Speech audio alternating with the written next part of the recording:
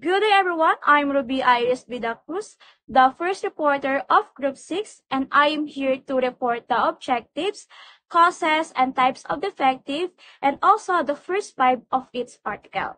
So what are the objectives of our topic? So first is to determine different types and causes of defective contract. Second is to clarify whether the contract is enforceable under the law despite of its defects.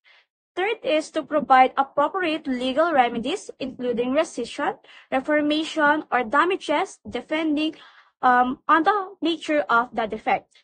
Fourth is to identify causes of contractual defects and implement better drafting and review practices for future contract. Then last is to ensure contract comply with legal and ethical standards, avoiding enforcement of contract that are illegal or contrary to public interest.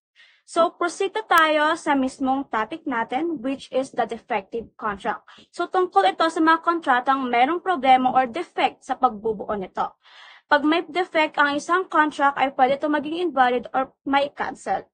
So, ang defective contract ay meron siyang causes and type. But first, I will discuss the 5 causes of defective contract.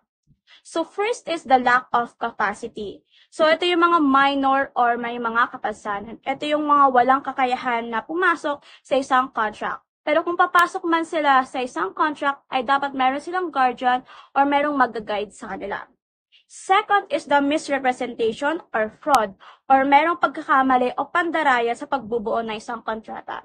Then third is undue influence. So, ito yung mga pang-aabuso sa kapangyarihan sa pagbubuo ng contract na to. So, next is the duress or panggigipit or pagbabanta sa pagbubuo ng kontrata. Then next is the illegality. Hindi sumusunod ang kontrata sa mga patakaran ng batas. Ito yung mga illegal activities. So, i-add ko lang din dito yung error and mistakes. Then, ano nga ulit yung mga causes of defective contract? First is the lack of capacity. Second is the misrepresentation or fraud. Third is undue influence. Fourth is duress. Then 5 is illegality. At yung mga reason kung bakit nagiging invalid ang isang contract. So next na tayo sa 4 types of defective contract. So first is the rescissible contract. It is an illegal valid contract that can be undone or set aside by a court if it causes economic harm to one of the parties or the third parties. So for example, si Ali ay pinilit na papirmahan si Aya sa isang contract sa pagbili ng isang bahay. At dahil sa takot ni Aya ay pinirmahan niya ito. So in that case, ang contract ay pwedeng bawiin or pwedeng mapaiwalang bisa dahil sa panggigipit o sa coercion. Yung coercion na yon, yung words na coercion, ito yung threats or pressure na ibinigay ni Ali kay Aya. So, pwedeng ipawalang bisa ni Aya yung contract na yun. So, next is the voidable contract. So, also, it's also valid until annulled unless there has been ratification. In a voidable contract, the defect is caused by vice of contract. So, pag sinabi natin ratified, ito yung mga officially approved or confirmed. In other words, ratification is a form of consent making the agreement enforceable. So, yung kontrata, kapag hindi siya ipinawalang bisa, ay magiging valid pa rin ito. So, for example, si Aya ay pumirma sa isang kontrata, pero maling information yung binigay nung nagbebenta sa kanya. At dahil sa takot na binigay nung nagbebenta sa kanya. So, yung pinaka-umpisa ng maling information na binigay sa kanya, that is fraud. Then, yung sa pagbabanta naman sa kanya it is intimidation. So, ang contract na ay voidable dahil sa vice of contract. At si Aya ay pwedeng magpasya na ipawalang bisa ang kontrata. Hanggat hindi niya ito pinapawalang bisa, ang contract ay valid pa rin. So, third is enforceable contract. Ito naman yung cannot be sued upon or enforced unless they are ratified. As regard the degree of defectiveness, Voidable contracts are farther away from absolute nullity than unenforceable contract. In other words, an unenforceable contract occupies an intermediate ground between a voidable and void contract. So, ito yung mga kontrata na hindi nakasulat or walang pruweba. For example, ang isang contract sa mga nagpapautang. So, kinakailangan ng batas na meron silang kasulatan. So, in that case, kahit may kasunduan ng dalawang parties at hindi ito naipapatupad sa court dahil sa hindi pagsunod sa mga legal requirements, pero kung ang partido ay nagkasundo na ipatupad ang kontrata, maaari itong gawin. At hindi maipapatupad ito ang kontrata dahil sa batas. Then last is the void contract. They are absolutely null or void. Void contract have no effect at all and cannot be ratified. So, ito yung mga illegal activities. For example, isang contract between two parties at ang layunin talaga nila is magtulungan sa mga illegal activities tulad ng pagbebenta ng droga. So, in that case, yung kontrata ay void dahil labag ito sa batas. So, ano nga ulit yung 4 types of defective contract? First is the rescissible contract. Second is the voidable contract. Third is enforceable contract. Then last is void contract. So, in defective contract, ay meron siyang 28 articles. And I will discuss first the 5 of article. And it is under the rescissible contract. So, first is Article 1380. Hindi ko na siya babasahin lahat, but ipapaliwanag ko lang siya. Ang court ay pwedeng mag-declare ng rescission or pag-cancel ng isang kontrata if the parties ay hindi nagtupad doon sa condition na naka-include sa contract na yon. For example, si Ali ay nakipag-contract sa isang company para bumili ng isang beauty products sa halagang 10K. Pero ang company ay hindi nagbigay ng products sa mismong araw na pag-usapan nila. Si Ali ay pwedeng mag-cancel ng kontrata dahil sa ginawa ng company na yon. Then, next is the Article 1381. Ang rescission ng contract ay pwedeng ipatupad kung ang contract ay may defect o mayroong paglabag sa batas. For example, si Ali pa rin na nakipag-contract sa isang company para bumili ng beauty products. And napansin ni Ali na fake at may sira yung ipinadala nilang products. So, syempre, pag mga fake products is illegal siya. Pwedeng mag-request si Ali ng rescission ng contract dahil sa defect ng products niyon. The next is Article 1382. Ito yung mga naglalayo ng partido sa dati nilang estado bago ang contract. Ito yung, for example, si Ali ay nakipag-contract sa isang company para sa pagbili ng isang beauty product sa halagang 8K. Pero ang company ay hindi nagbigay ng product sa napag-usapan nilang oras. Kaya si Ali pwede siyang mag-request ng rescission ng contract. Pero kung ang korte ay magdeklara ng rescission, si Ali ay makukuha ang pera niyang 8K at ang company ay hindi na magkakaroon ng anumang karapatan doon sa pera niya. Then next is the Article 1383. At ang pagbawi ng contract ay hindi pwedeng ipatupad kung ang pagkasira or pagkawala ng bagay na yon ay pagkakamali ng partido na nagre-request ng rescission.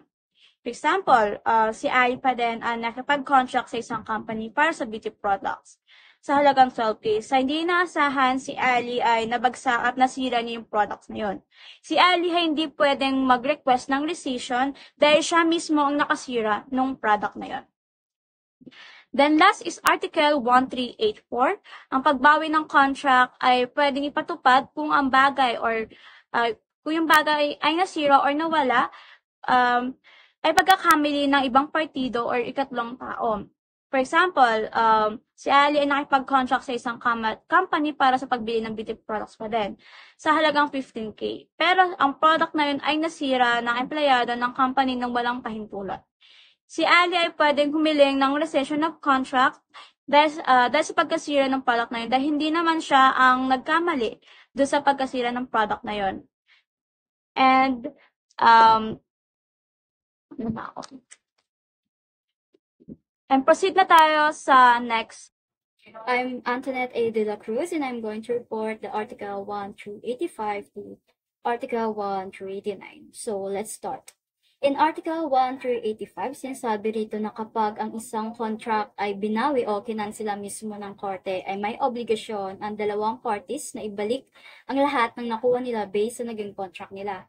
Kaya lang, mawawalang bisa ito kung naibenta ng isang object sa ibang tao na walang alam doon sa naging contract ng dalawang parties. Example, si Aya ay nagbenta ng kanyang cellphone kay Ben sa halagang 10,000 pesos. Pagkatapos ng 2 araw, napansin ni Aya na yung tunay na halaga ng cellphone ay 20,000 pesos pala dahil may special features ito na hindi niya alam before. So in this case, pwedeng bawiin ni Aya yung phone and ibabalik niya ngayon yung 10,000 ni Ben. Kaya lang, kung naibenta na ni Ben sa iba yung cellphone, hindi na mababawi pa ni Aya yung cellphone niya. Next, sa Article 1 through 86, hindi daw pwedeng bawiin ang isang kontrata kung ito ay inaprobahan na ng korte, kahit pa may lugi na naganap. So, bakit? Kasi kapag ang korte na yung nag-approve, pinagkakatiwalaan na ng batas na tama at makatarungan yung naging contract. Lalo na kung ito ay para sa isang menor de edad o taong wala sa sarili or absentee na tinatawag. Ang assumption ay pinoprotektahan ng korte ang interest ng taong yon. Example, si Justin ay guardian ni Aya na menor de edad at ibinenta niya ang lupa ni Aya sa halagang 250,000 pesos pero nagpa-approve muna siya sa korte bago ito ibinenta. And nung lumaki na si Aya, nalaman niya na yung lupa ay dapat pala 500,000 pesos yung halaga. Ngayon, gusto niyang bawiin yung naging bentahan dahil syempre, lugi siya eh. Kaya lang, hindi na pwede kasi nga, inaprobahan na ng korte yung naging bentahan. Next is Article 1 through 87. So dito, explain ko lang muna kung ano yung gratuitous and onerous. So, una, gratuitous ay isang uri ng kontrata o kasunduan na walang kapalit. Ibig sabihin, binibigay mo ang isang bagay ng libre, walang bayad at walang kondisyon. Next is yung onerous. Ito naman ay opposite ng gratuitous. Ito ay may kapalit, kaya parang nagiging patas na yung palitan. Nagbibigay ka ng isang bagay kapalit ng pera or ng serbisyo. So, back to article na po tayo. So, sa article na ito ay may dalawang scenarios. Una, magkakaroon daw po ng presumption of fraud si debtor kung may utang na siya before tapos dinonate niya ang kanyang ari-arian at walang tinira sa kanya para mabayaran yung mga utang niya before. Pangalawa naman, kapag may kaso na utos mula sa korte, halimbawa may demanda na. Tapos nagbenta siya ng mga gamit niya habang ongoing yung kaso. So dito pinaghihinalaan na ng batas na ginagawa niya iyon para itago ang mga ari-arian niya sa creditor. So Article 1 through 88 naman, kung ang taong tumanggap o yung bumili ng ari-arian ay may alam na ito ay nilipat para takasan ng utang nito, yung sinasabi nga nating in bad faith, tapos hindi na niya maibalik yung ari-arian, ngayon kailangan na niyang bayaran yung pinagkakautangan nito, kabayaran sa perwisyong na idulot. Bale rito, yung tumanggap na mismo ang siyang magbabayad ng naging utang nung nagbenta ng ari-arian. Kung maraming beses naman ng naipasa ang ari-arian, halimbawa ibinenta ng paulit-ulit, kung sino daw po yung unang nakatanggap o unang nakabili ang unang mananagot. At susunod naman yung mananagot, susunod naman na mananagot ang iba if ever hindi sapat ang maiibalik nung unang nakabili. Example, si Luis ay may malaking utang kay Carlos. So, para takasan niya ito, ibinenta ni Luis yung lupa niya kay Marco. Tapos, si Marco naman ay alam niyang may utang si Luis. So, dito, bad faith si Marco. Pagkatapos, ibinenta naman ni Marco yung lupa kay Alex. Ngayon, gustong bawiin ni Carlos yung lupa para pambawi sa naging utang ni Luis. Pero hindi na ito magiging possible. Halimbawa, nawala na yung lupa. Ngayon, ang mananagot muna ay si Marco. Dahil nga, siya yung unang bumili at alam niyang may utang si Luis, pero binili pa rin niya ito. Kung hindi naman sapat yung naging kabayaran ni Marco, si Alex naman ang susunod na mananagot. Pero possible lang ito kapag siya ay hindi naman inosente. Last next is Article 1 through 89. Ito naman kung gusto mong ipa-rescind o ipawalang bisa ang isang kontrata, halimbawa dahil sa panloloko o ibang legal na dahilan. May time limit ka lang na 4 years para magsampa ng kaso.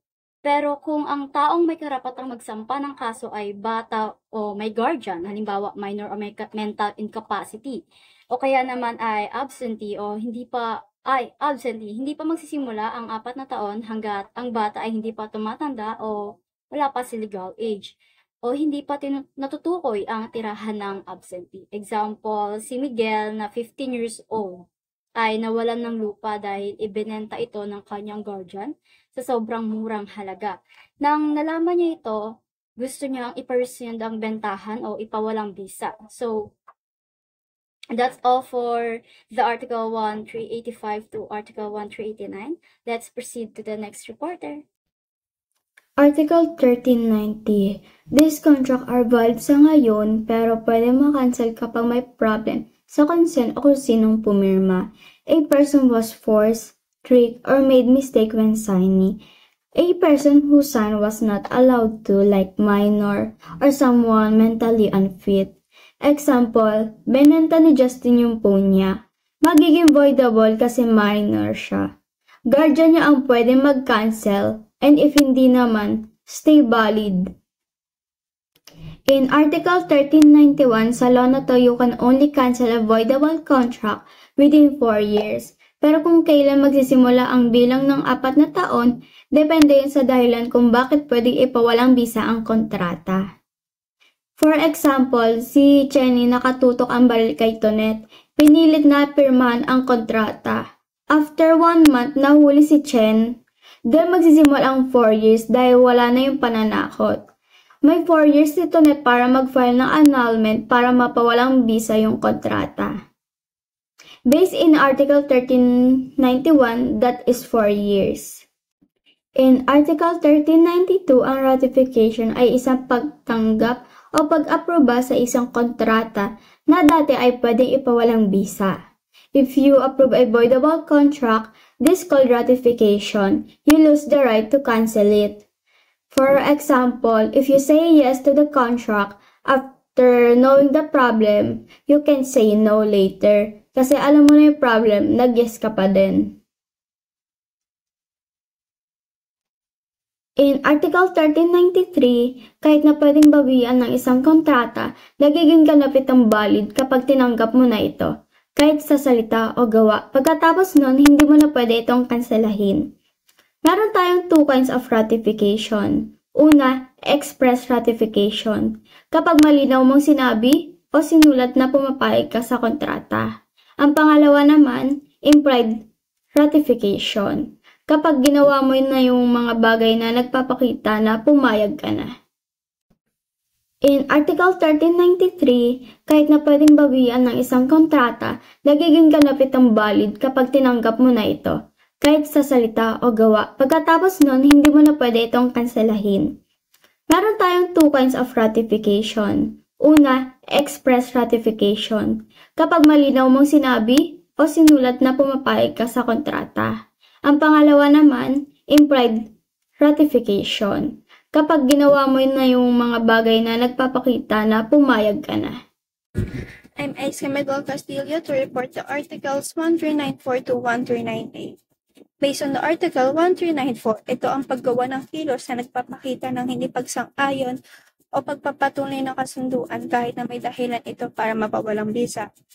Nangyayari ito kapag ang tao ay kahit alam niya maaaring mapawalang bisa ang kasunduan ay nagpapakita na ito ng pagsang-ayon sa pamamagitan ng aksyon. Maaari rin itong gawin ng guardian ng isang tao na walang sapat na kapasidad katulad ng minor or may kapangsanan. So, for example, may isang minor de edad, so 17 years old siya, tapos pumirma siya ng kasunduan para bumili ng motor, pero dahil minor de edad pa siya, may karapatan siyang ipaanal yung kontrata. Tapos nung nag-legal age siya, ay patuloy niya pa rin binabayaran yung motor at ginagamit niya yung motor sa araw-araw. Ang tawag dito ay tacit ratification. So, hindi niya pwedeng ipaanan ang kontrata dahil sa mga ginawa niya. So, sa Article 1395 naman, ang ibig sabihin kung ang isang tao ay hindi naman apektado or walang karapatang magsampa ng kaso para ipakancel ang kontrata, hindi niya na kailangan humingi ng pahintulot o pagsang-ayon niya para ituloy o panatilihin ang kontrata. Then, sa Article 1396 naman, ang ibig sabihin nito, kung ang isang tao ay pumayag at tinanggap niya na ang isang kontrata kahit na alam niya may pagkakamali or defekto na rito, ang aksyon na ito ay tinuturing ng pagpapatibay kaya hindi na maaari ipawalang bisa ang kontrata. Dahil kusang loob niya itong tinanggap at kahit na alam niya na may pagkakamali sa kontrata. So, based on the Article 1397, ang sinasaad dito ay ang karapatang magsampa ng kaso ng sinumang pangunahin o may alternatibong obligasyon sa kontrata upang mabawalang bisa ito.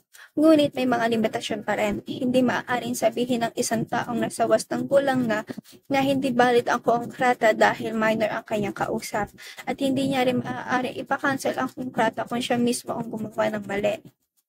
So, for example, si Ate Iris ay nakipagkontrata kay Antoinette. So, si Antoinette yung minor dito para bumili ng bike. Makalipas ng ilang linggo, gusto na ni Ate Iris na ipabalang bisa ng kontrata at ibalik ang bayad niya gamit ang dahilan na minor pa si Antoinette.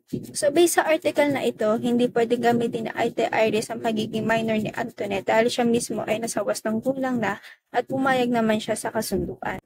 So, based on the Article 1398, kapag ang kontrata ay napawalang bisa, ang bawat panig ay kailangan isauli ang natanggap nila mula sa kontrata kasama ang ibinayad kasama ang interest. So, for example, si Justin ay bumili ng lupa kay Aya, ngunit napawalang bisa ang kontrata. So, kailangan ibalik ni Aya ang perang ibinayad ni Justin kasama ang interest. Tapos, kailangan isauli ni Justin yung lupa kasama yung mga ani kung meron man. Proceed na tayo sa next reporter. Good day everyone, I am Justin Ega and I'm here to discuss about Article 1399 to Article 1403. So, Article 1399 is sinasabi dito kapag daw sa isang contract is ang isang partido ay incapacity or walang kakayahan tulad ng mga minor or di kaya ng mga mental incapacity is hindi sila iniobliga na pagbayaran yon except na lang kung may magpapatunay na ginawa talaga nila yon. So, ayun po yung sa Article 1399. So, now, Article 1400, dito naman po is kapag daw ang business owner at supplier is nagkasundo or nag-collab na magbebenta sila ng mga fake jewelry or kahit ano, basta collab sila is, dito naman po sinasabi na kapag daw po yung mga bumili sa kanila is nalaman na fake yung binebenta nila, kailangan po nilang gawin is ibalik po yung pera ng mga bumili sa kanila or else ire-report po sila. For example po, si Ana po is isang business owner, then si Christy naman po ay isang supplier. Then, nag-collab po silang dalawa na magbebenta po sila ng fake jewelry and si Patricia naman po ay isang buyer and ayun nga po, bumili po sa kanila si Patricia ng jewelry. Then, nung nalaman po ni Patricia na fake po yung binebenta ng dalawa is, ang kailangan pong gawin ni Patricia is, i-confront niya po yung dalawa or else magsusumbong po siya sa police kapag po hindi po binalik nung dalawa yung perang nagastos niya. Ayun po yung Article 1400. Article 1401, ito po yung mga contract na hindi pwede sa batas, like yung mga illegal contracts po. And dahil po illegal po to is both parties po is need nila managot dun sa ginawa nila at both parties din po is wala silang or hindi sila pwedeng kasuhan ng isa't isa dahil po una pa lang po is alam na po nila na illegal po yung binibenta nila at wala po silang habol sa isa't isa na like kunwari po magsisisihan. Hindi po nila pwedeng gawin yon dahil una pa lang po is yun nga po sinabi ko na una pa lang po is alam na po nila na illegal po yung contract na ginawa nila. Maaari pong makumpiskate ng mga pulis yung mga ginamit nila na connected dun sa ginawa nilang illegal. Ayun po yung Article 1401. So, Article 1402 naman po, dito naman po is isang tao lang po yung may kasalanan at hindi niya po pwedeng bawiin or hingiin yung kapalit ng party niya except po dun sa tao na walang kasalanan. Pwede niya pong bawiin lahat ng pera niya dun sa may kasalanan. For example po, si Cherise po is nakiusap kay Camille na magtatayo daw po sila ng business. Then, si Camille naman po is nagbigay ng pera kay Cherise for support na rin po and for collaborations. Then, eto si Cherise po, yung binigay po ni Camille na pera kay Cherise po is binigay po ni Cherise dun sa third person and kahit po alam po ni Cherise na may background po ng scammer, yung pagbibigyan niya po ng pera is binigay niya rin po yung pera. Then, nung na-scam na po sila is dahil na-scam na po sila at dahil po wala pong kaalam-alam si Camille sa ginawa ni Cherise is maaari niya pong hingiin lahat po ng perang binigay niya po dun kay Cherise. Then, except naman po kay Cherise na may kasalanan po at alam niya po yung nangyari is hindi niya po pwedeng hingiin lahat ng party niya. Ayun po yung Article 1402. Lastly po, Article 1403, ito naman po is tinatawag na statute of frauds na kung saan po ang contract po na to is hindi po pwedeng ipatupad sa korte nang wala pong vote pirma or tinatawag po na unacceptable contract dahil po hindi po sapat yung salita lang. Need po neto ng nakasulat or may pirma para mapatunayan na nagkasundo talaga ang both parties na yon at maging valid po yung contract na ginawa nila. At may 3 types po ang statute of fraud. Number 1 po is unauthorized contract. Ito naman po yung contract po na pinirmahan po ng isang tao nang wala pong legal na pahintulot dun sa pangalan ng pinirmahan niya. Then, number 2 naman po, the contract under the statute of frauds. Ito naman po is yung contract po na hindi pwedeng verbal lang. Need po ng evidence, need po ng perma, or need may ipakita para maging valid yung contract nyo. Then, number 3 naman po, incapacity of parties. Ito naman po yung both parties po is wala po silang kakayahan na gumawa ng contract, kaya nga po ng minor or di kaya mental incapacity. Then, bago po kasi pumasok sa isang contract is dapat po nasa tamang pag-iisip ka po at matino ka po para po alam mo po yung ginagawa mo. Then, ayun po yung Article 1403. Good day everyone, my name is Madeline Antueto. Now let's move on to Article 1404 to 1468. Article 1404, may pananagutan ka pa rin kahit walang pirmahang kontrata, basta may utos at hindi mo sumunod.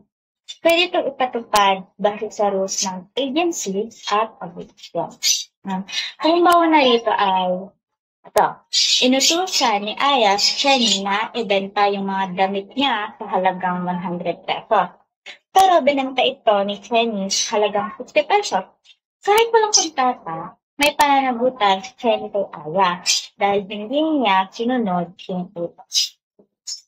And then sa Article 1405, kahit walang nakasulat na kontrata, pwede pa rin maging valid yung kasunduan kung walang pag-tutol at tinanggap mo na yung benefits. Then, yung pagtanggap mo ng benefits ay parang sumasang-ayon ka na rin dun sa kasunduan nyo. Halimbawa na rito is, binenta ni Tonet yung kotse niya kay Camille. Tapos, wala ng kontrata. Then, nung magka-problema, nagsampa ng kaso si Tonet. Pero naglabas si Camille ng mga testigo at hindi naman sumutol si Tonet at tinanggap niya yung bayad, kaya valid pa rin yung kasunduan. Article 1406, kung ang kontrata ay dapat sana'y may sulat pero wala, hindi ka pwedeng magsampa ng kaso unless umamin yung isa sa korte. Yung pag-amin niya Yun ang magbibigay bisa sa kontrata. Halimbawa, nag-usap sina Iris at Ali na ibebenta ni Iris yung lupa kay Ali. Pero walang nakasulat. Kung gusto ni Ali na ituloy yung pagbili, kailangan umamin si Iris sa korte na may ganoong kasunduan. Kung hindi, walang bisa. Then, sa Article 1407 naman, kung parehong minor de edad ang gumawa ng kontrata, hindi ito valid unless may pahintulot ang magulang o guardian nila. Pwedeng ipawalang bisa to ng isa sa mga partido. Halimbawa, nagkasundo sina Jaxie, 17 years old, at si Justin na 15 years old. Nabibilhin ni Jaxie yung motor ni Justin dahil pareho silang menor de edad, hindi valid yung kasunduan unless may pahintulot ang guardians nila. And yung last, Article 1408, kung may illegal na bahagi yung kontrata at mahalaga yon sa buong kontrata, wala nang visa yung buo. Pero kung hindi naman mahalaga yung illegal na part, pwede pa rin ituloy yung legal na bahagi. Halimbawa, nagpartner sina Clarissa at Nicole sa negosyo ng beauty products at illegal drugs. Then, kung ang drug trade ang pangunahing kita at yung beauty products ay pantakip lang, walang visa yung buong kontrata. Pero kung hiwalay yung kita ng beauty products at yung drug trade, pwede pa rin ituloy yung legal na bahagi. And yun lang po, thank you. Sa kabuuan po, ang Article 1308 to 1408 ng Civil Code ng Pilipinas, bali 28 articles po yun, lahat about sa mga kontratang may problema. Basically, tinuturo po nito kung ano ang mga defective contracts, yung may kontratang may mali, at kung paano ito maaayos o maiiwasan. May 3 uri po ng defective contracts. Yung rescissible, pwedeng i-cancel kasi may mali, pero hindi naman totally invalid. Yung void, totally invalid kasi against sa batas. Then, yung voidable naman is pwedeng i-cancel kasi may problema o agreement o sa taong nag-sign. Yun lang po.